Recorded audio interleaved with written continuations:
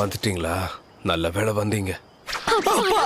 நாங்க பயந்தே போயிட்டோம். நீ செத்து போன மாதிரி கிடந்த. நல்ல வேளை. சரி சரி கத்தாதீங்க. வரல இப்படி கையில வச்சுக்கிட்டு வெட்ட வழியில படுத்து கிடக்க. இந்த விரல் என்கிட்ட இருக்குன்னு உனக்கு எப்படி தெரியும்?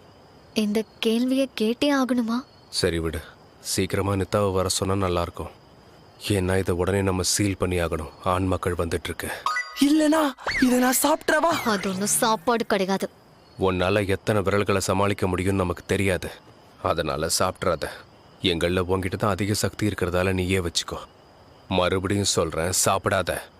இன்னும் கூட இவனுங்க என்ன அடிமுட்டாள்னு நினைச்சுக்கிட்டு இருக்கானுங்க போல இருக்கு.